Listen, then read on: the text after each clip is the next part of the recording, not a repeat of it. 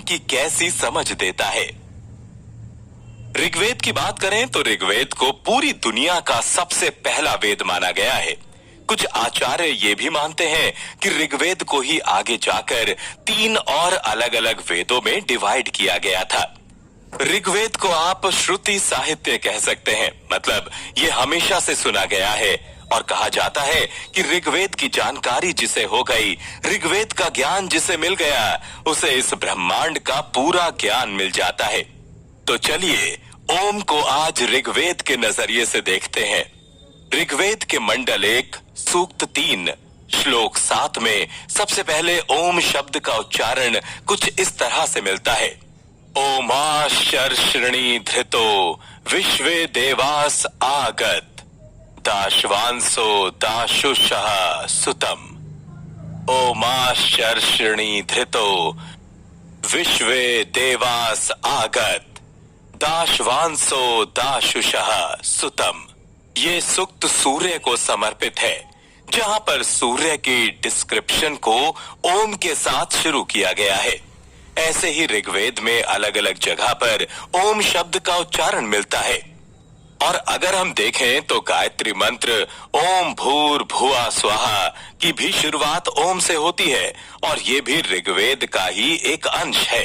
ऋग्वेद के जरिए अगर हम ओम को डिफाइन करना चाहें तो इसका मतलब होता है यस और हाँ।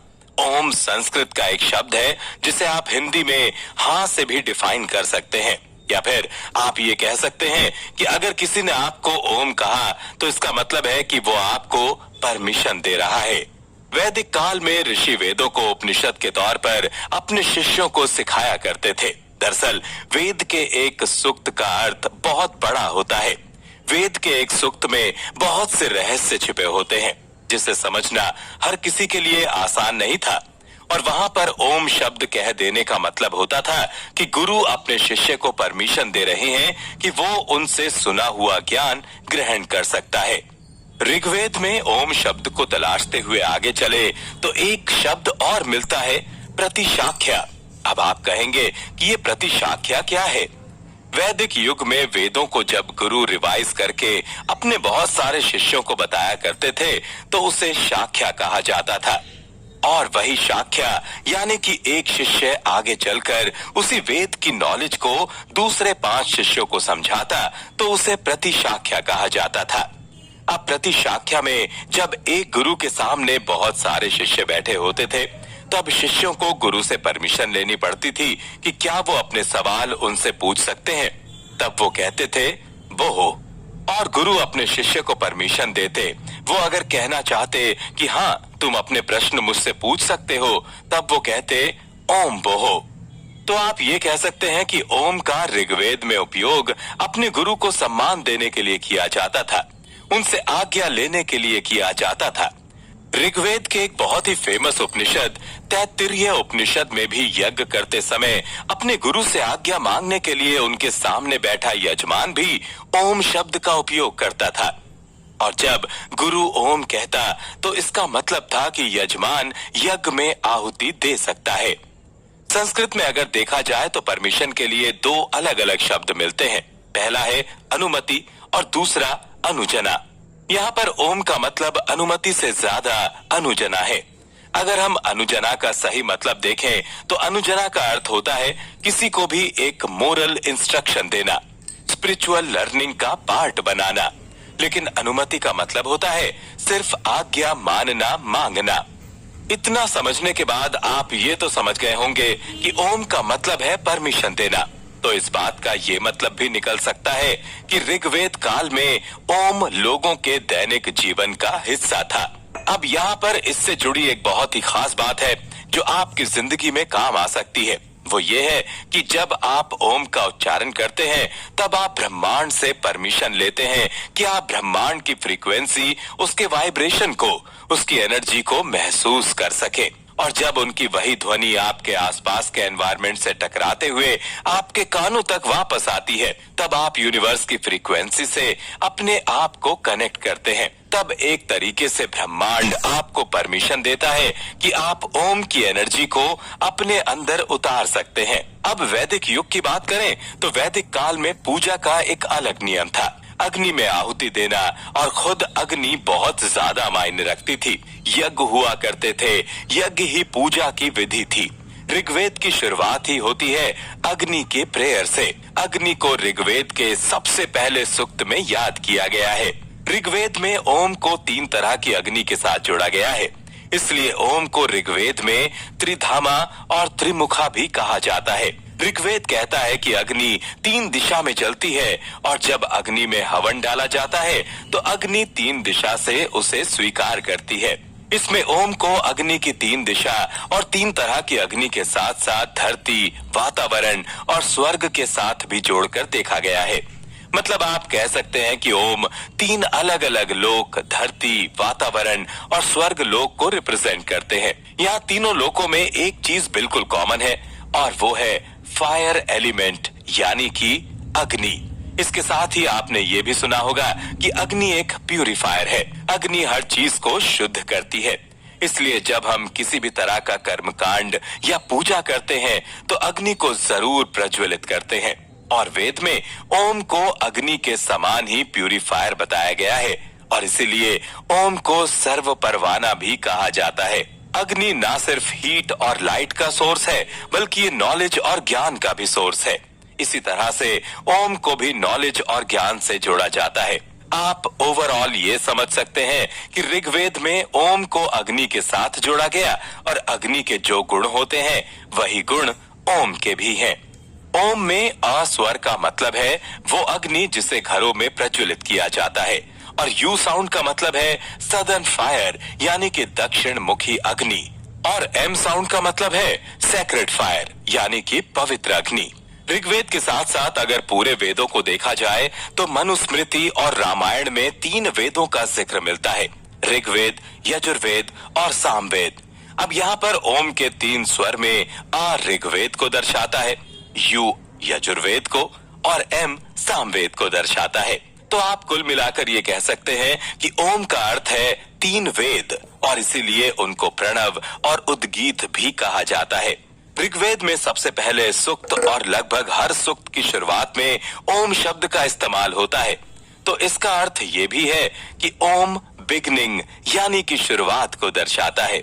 ऋग्वेद में ये माना गया है कि अगर किसी भी लर्निंग या नॉलेज की शुरुआत ओम से नहीं होती है तो उसका कोई अर्थ नहीं है और अगर किसी भी लर्निंग का एंड ओम से नहीं होता है तो उसका भी कोई मतलब नहीं है। ऐसा ज्ञान अपने आप ही खत्म हो जाता है। ऋग्वेद में एक कॉन्सेप्ट मिलता है हिरण्यगर्भा। हिरण्यगर्भा का मतलब है कॉस्मिक वोम्ब, एक गोल्डन एग जिससे इस पूरे ब्रह्मांड की उत्पत्ति होती है। ऋग्वेद का एक सूक्त कहता है कि हिरण्यगर्भा एक ऐसे सुनहरे रंग का अंडकोश है जो ब्रह्मांड में सोई हुई अवस्था में पड़ा हुआ है। जब ब्रह्मांड की उत्पत्ति होती है तो उसमें से ध्वनि निकलती है और उस ध्वनि और स्वर के नाद से ही उसी हिरण्यगर्भा के अंदर से इस पूरे ब्रह्मांड का निर्माण होता है। फिर जब ब्रह्मांड का अंत होता है तब भी ध्वनि निकलती है और उसी ध्वनि के साथ उसी हिरण्यगर्भा के अंदर पूरी सृष्टि समा जाती है। और क्या आप जानते हैं कि वो ध्वनि कौन सी है? वो ध्वनि ओम है और इसीलिए ओम को अनादि और अंत के साथ साथ आरंभ कहकर भी बुलाया गया है। वेद के बाद चलिए चलते हैं दूसरे वेद की तरफ या यूं कहें कि यजुर्वेद की तरफ और जानते हैं कि यजुर्वेद ओम के बारे में क्या कहता है, में क्या बताया गया है। इसे समझने से पहले आपको थोड़ा सा उपनिषद को भी समझना होगा। अगर आप उपनिषद शब्द के अर्थ को देखें तो इसका मतलब होता है कनेक्शन। साथ ही उपनिषद शब्द का इस्तेमाल किया जाता है अपने टीचर के पास बैठकर उनसे कुछ सीखने के लिए। मतलब अगर आप गुरु के सामने बैठकर वेद का या फिर पूरे ब्रह्मांड का ज्ञान लेते हैं तो उस पूरे प्रोसेस को उपनिषद कहा गया है। वैदिक युग की बात है। वेदों के बारे में कहा जाता है कि वो बहुत ज्यादा कठिन हुआ करते थे। उन्हें पढ़ना या समझना किसी भी आम इंसान के बस की बात थी ही नहीं।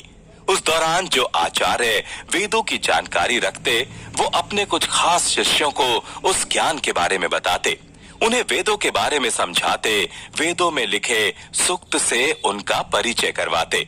जब इस तरह से वैदिक नॉलेज एक आचार्य से उसके शिष्य तक पहुंचती थी, तब इस प्रोसेस को ही उपनिषद कहा जाता था। उपनिषद का मतलब ही है कि किसी भी बहुत जरूरी ज्ञान की बात को दूसरों को समझा कर कहना।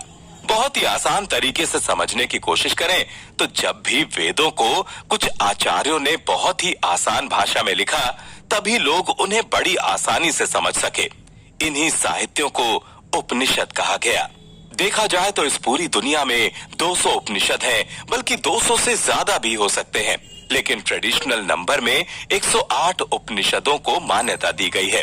पर उनमें भी 10 उपनिषद सबसे इम्पोर्टेंट हैं, और वो 10 उपनिषद हैं ईशा, केना, कथा, प्रशान, मंडूक्य, मुंडका, तैत्रेय, आत्रेय, चंदुक्य, बृहदरण्यक।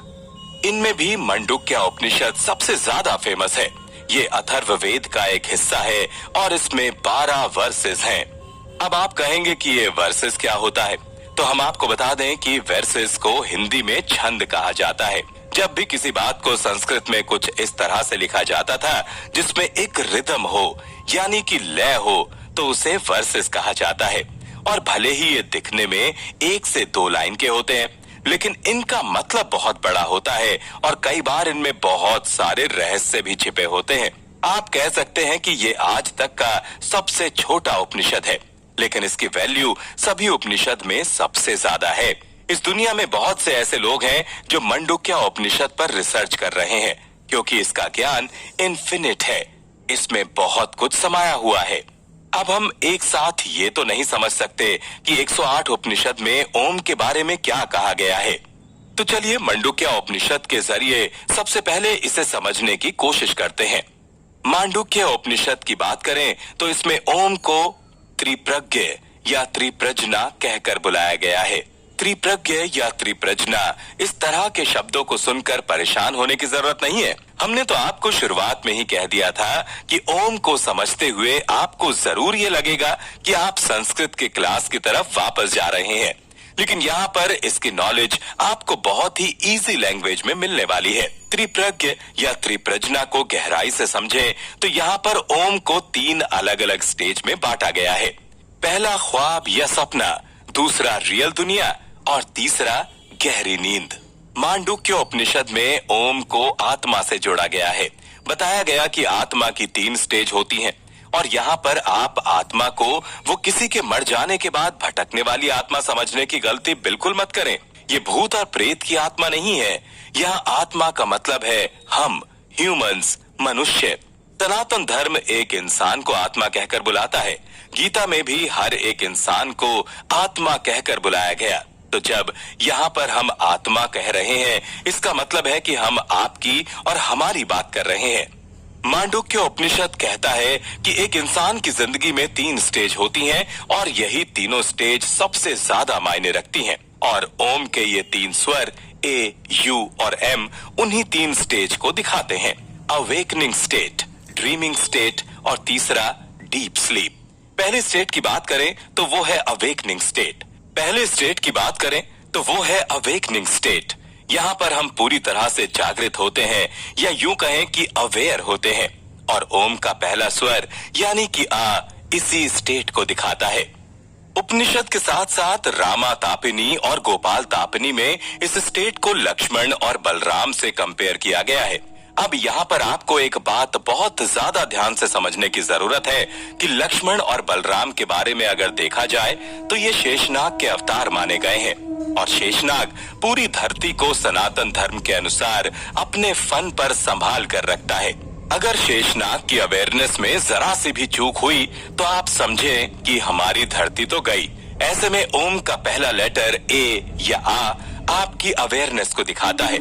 जब आप जीते जागते आंखें खोलकर खड़े होते हैं, आप अपना सर हिला सकते हैं, आंखों से देख सकते हैं, आप अपने सभी 5 सेंसेस का इस्तेमाल कर सकते हैं। इस स्टेट में आप माइंड, इंटेलेक्ट, मेमोरी और ईगो का इस्तेमाल कर सकते हैं। इस वक्त जब आप हमारा ये ऑडियो सुन रहे हैं, समझ जाइए कि आप ओम के पहले स्टेट में हैं और इससे कोई फर्क नहीं पड़ता कि आप इसे लेकर अवेयर हैं या नहीं हैं। पर आप ओम के इस पहले स्टेट, पहले स्वर से जुड़े हुए हैं। जुड़े हुए हैं क्या? ओम का ये पहला स्वर आपका हिस्सा है, या फिर आप कह सकते हैं कि आप खुद उस आ स्वर का हिस्सा हैं। लेकिन अगर आप इसे लेकर अवेयर हो जाते हैं तो आपकी जिंदगी के मायने अपने आप ही बदलने लगेंगे। अब बात करते हैं दूसरे स्टेट की, जिसे ड्रीमिंग स्टेट कहा गया है, जिससे ओम को यू या फिर ओ साउंड से आइडेंटिफाई किया जा सकता है। आत्मा को इस स्टेट में तेज सा और ब्रिलियंट कहा गया है। जब आप अपने इस स्टेज में होते हैं, आपको लगता होगा कि आप तो चैन से सो रहे हैं या फिर आप सपने देख रहे हैं। अगर सही मायने में देखा जाए तो इस स्टेज में आप इंटरनली बहुत ज्यादा अवेयर होते हैं। आपको अच्छी तरह से पता होता है कि आपके अंदर क्या चल रहा है, आप क्या सोच रहे हैं। एक तरीके से आप कह सकते हैं कि इस स्टेज में आप सबसे ज्यादा इंटेलिजेंट होते हैं। मंडूक्य उपनिषद में इसी तेज सा स्टेट को श्री राम के सबसे छोटे भाई शत्रुघ्न और श्री कृष्ण के बेटे प्रद्युम्न से कंपेयर किया गया है। अब आपके मन में ये सवाल उठ सकता है कि प्रद्युम्न और शत्रुघ्न से कंपैरिजन का क्या मतलब है। अगर आपने रामायण की कहानियां सुनी होंगी तो आप ये जानते होंगे कि शत्रुघ्न के बारे में कहा जाता था कि कोई भी शत्रु उन्हें हरा नहीं सकता था। चारों दिशाओं से उन पर आक्रमण हो जाए तब भी वो हारते नहीं थे। और अपनी इस स्टेज में पहुंचने के बाद आप अपने आसपास को लेकर बिल्कुल शत्रुघ्न की तरह ही जागरूक होते हैं। आपको पता होता है कि आपके अंदर दिमाग में क्या चल रहा है, आपके मन में क्या चल रहा है। आप अपने बारे में सब कुछ जानते हैं। आपने अक्सर ये सुना होगा कि आप अपनी नींद को, अपने सपनों को मेडिटेशन की तरह यूज कर सकते हैं। आपने इंसेप्शन मूवी तो देखी होगी ना। इंसेप्शन मूवी में क्या बताया गया? वहाँ बताया गया है कि कैसे आप अपनी नींद में जाकर भी सपनों के जरिए वो काम कर सकते हैं जो जीते जागते नहीं कर सकते। आप यहाँ पर आत्मा की दूसरी स्टेट और ओम के दूसरे साउंड यू को इंसेप्शन मूवी के एग्जाम्पल से ज्यादा अच्छी तरह से समझ सकते हैं। मांडूक्य उपनिषद में आत्मा के तीसरी स्टेट को डीप स्लीप स्टेट कहा गया है और यह उपनिषद आत्मा के इस स्टेट को यानी कि हमारी डीप स्लीप को ओम के एम या मा स्वर से जोड़ता है। इस स्टेट को संस्कृत में प्राज्ञ कहा जाता है, मतलब एक ऐसी अवस्था जिसमें आप अपने आप को सबसे ज्यादा अच्छी तरह से समझ सकते हैं, अपने आप को आइडेंटिफाई कर सकते हैं। इसे आप डीप स्लीप के बजाय अगर डीप मेडिटेशन से कंपेयर करें तो आपको बातें ज्यादा क्लियरली समझ आने लगेंगी। रामा तापिनी और गोपाला तापिनी में इसी उपनिषद का एक्सप्लेनेशन है और वो ओम के एम को और हमारी डीप स्लीप स्टेट को राम के भाई भरत और कृष्ण के पोते अनिरुद्ध से जोड़ता है। यहाँ पर आपका कोई सेंस काम नहीं करता, यहाँ पर काम करती है तो सिर्फ मेमोरी, आपका दिमाग जो बिल्कुल शांत हो जाती है, शून्य हो जाती है। मंडूक्य उपनिषद कहता है कि ओम का ये 3 स्वर आत्मा के 3 स्टेट को डिस्क्राइब करता है और जब हम इस मौके पर लास्ट स्वर एम का वाइब्रेशन भी खत्म होते होते उस स्टेट में पहुंच जाते हैं जब एम की सिर्फ हल्की सी ध्वनि सुनाई देती है, बाकी सब बिल्कुल साइलेंट हो जाता है, तब आत्मा इस ब्रह्मांड में लीन हो जाती है और ये अवेयरनेस की एक ऐसी स्टेट है जहां तक पहुंच पाना बहुत मुश्किल होता है। मंडूक्य उपनिषद में ओम के अगर सार को समझें तो आपकी आत्मा 3 अलग अलग स्टेज को जीती है। पहला जागृत अवस्था, दूसरा वो स्टेज जहां पर आप सपने देखते हैं और तीसरा गहरी नींद। और ओम के 3 स्वर इन्हीं 3 अवस्थाओं को रिप्रेजेंट करते हैं। तो अब जब भी आप ओम का जाप करें, ये समझने की कोशिश करें कि आप सिर्फ एक मंत्र का जाप नहीं कर रहे हैं, बल्कि आप अपनी आत्मा के 3 स्टेट समझने की कोशिश कर रहे हैं। मंडूक्य उपनिषद के बाद चलिए चलते हैं इस दुनिया के सबसे पहले धर्म ग्रंथ की तरफ, ऋग्वेद की तरफ, और जानते हैं कि ऋग्वेद में ओम के बारे में क्या कहा गया। आओम है। ओम को एक्चुअली में कैसे प्रोनाउंस करना है, ये सुनकर अगर आपको ये लगता है कि हम बचपन से जिस तरह से बोलते हैं वो तरीका गलत कैसे हो सकता है, तो इसे एक छोटे से एग्जाम्पल से समझते हैं। आजकल इंस्टाग्राम और यूट्यूब पर एक ट्रेंड चल रहा है जिसमें क्रिएटर सबको बताते हैं कि आप इन इंग्लिश वर्ड्स को गलत प्रोनाउंस करते हैं। आपको अमेरिकन एक्सेंट को समझना होगा। जैसे आयरन नहीं आयन होता है, कैल्शियम नहीं कैल्शियम होता है। हम इसे तो अडॉप्ट करने की कोशिश कर रहे हैं, लेकिन हम अपने सनातन धर्म के सबसे बेसिक बीज मंत्र या फिर जिनसे मंत्रों की शुरुआत होती है, उस ओम को ही सही ढंग से प्रोनाउंस नहीं करते हैं। इसे समझने के लिए सबसे पहले अपना मुंह खोलिए और ऊंचे स्वर में कहिए आ। फिर अपना मुंह हल्के से बंद करिए और बहुत ही धीमे से स्वर में कहिए ओ। फिर अपना मुंह पूरा बंद करिए और एक गूंज की तरह आवाज निकालिए और माँ कहिए कुछ इस तरह से। ध्यान रखिए, माँ का उच्चारण आपको पूरा पूरा नहीं बल्कि एक गूंज की तरह करना है। ऐसे जो साउंड निकलता है वो है ओम, ओम नहीं। और यही हमारी जिंदगी है। देखा जाए तो इस दुनिया की शुरुआत से लेकर आज तक, चाहे वो बुद्ध हो, पैगंबर या जीसस या गुरु नानक, जिसने भी खुद को बिल्कुल शांत करके ब्रह्मांड के उस बेसिक स्वर को समझने की कोशिश की, उसे सबसे पहले ओम शब्द ही सुनाई दिया। पर यहाँ पर आप एक बात बहुत ध्यान से समझ लीजिए, सिर्फ हिंदू धर्म और सनातन धर्म की बात नहीं है, बल्कि क्रिश्चियनिटी और इस्लाम में भी उनके सबसे पहले शख्स जिसने भी इस यूनिवर्स के मूल को समझने की कोशिश की और समझने के लिए खुद के अंदर की उस आवाज को सुनने की कोशिश की, उन्हें यही 3 स्वर सुनाई दिए। और इसीलिए क्रिश्चियनिटी में अमीन और इस्लाम में भी अमीन जैसे शब्दों का इस्तेमाल किया जाता है। लेकिन जैसे जैसे संस्कृति, सभ्यता और समय बदलता गया, ये साउंड और इसकी वाइब्रेशन एक पीढ़ी से दूसरी पीढ़ी तक आगे चलती गई। ऐसे उसका उच्चारण भी समय के साथ बदलता गया। इसलिए आज ओम बदल चुका है ओम में। इतनी अच्छी तरह से बचपन की तरह हिंदी और संस्कृत में स्वर, व्यंजन और संधि की क्लास को रिवाइज करने के बाद अगर आप ओम के उच्चारण को अच्छी तरह से समझ गए हैं, तो अब चलिए चलते हैं अपने नेक्स्ट स्टेप की तरफ। ओम का उच्चारण सही ढंग से कैसे किया जाता है, सिर्फ इतना समझकर आपका काम नहीं बनेगा। आपको ओम के सही अर्थ को भी समझना होगा। और ओम को समझने की जर्नी में आपको महसूस हो सकता है कि हम संस्कृत की क्लास को रिवाइज कर रहे हैं, लेकिन सही है ना, हम संस्कृत को भूल चुके हैं। अगर हमने इस लैंग्वेज को पकड़ कर रखा होता तो आज शायद इंडिया से ज्यादा ब्रिलियंट देश कोई और नहीं होता। आप खुद ही सोचकर देखिए कि हम संस्कृत को भूल चुके हैं, लेकिन फॉरेन की बड़ी बड़ी यूनिवर्सिटी में लोग संस्कृत में पीएचडी कर रहे हैं। भारत के संस्कृत के लिटरेचर को फॉरेन में ले जाकर उसमें रिसर्च की जा रही है और उसे इंग्लिश में ट्रांसलेट करके हमारे सामने लाकर रिप्रेजेंट किया जा रहा है। और हम बड़ी शान से उन इंग्लिश की किताबों को अपने बुक शेल्फ में जगह देते हैं और खुद को बहुत ज्ञानी समझने की कोशिश करते हैं। लेकिन हम अपना मूल भूल गए, हम संस्कृत को भूल गए और वैसे ही हम ओम को भी भूल गए हैं। और आज हम ओम को इंटरनेट के नजरिए से नहीं बल्कि अपने उन्हीं पुराने स्क्रिप्ट के नजरिए से समझेंगे, वेद, वेदांत और सनातन साहित्य की नजर से समझेंगे। ओम को त्रिदेवत कहा गया है। इसके तीनों स्वर ब्रह्मा, विष्णु और महेश को दिखाते हैं। दूसरी तरफ से देखा जाए तो यहाँ पर ए का मतलब होता है अलोन, यू का मतलब है फुल और एम का मतलब है माइंड।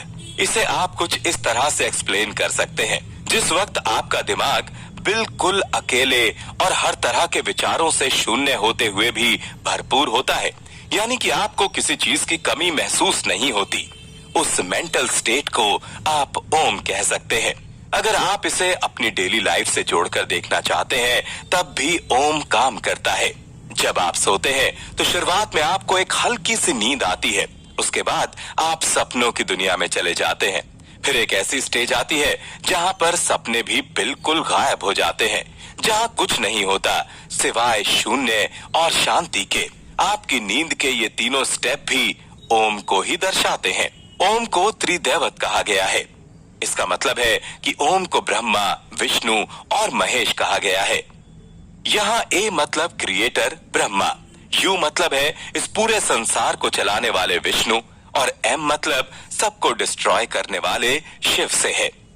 वेदों के साथ साथ मार्कंडे पुराण में ऋषि मार्कंडे भी कहते हैं कि ओम का ये 3 स्वर ब्रह्मा, विष्णु और महेश को दर्शाता है, यानी कि सृष्टि के क्रिएशन, सृष्टि का पालन और सृष्टि के अंत को दर्शाते हैं।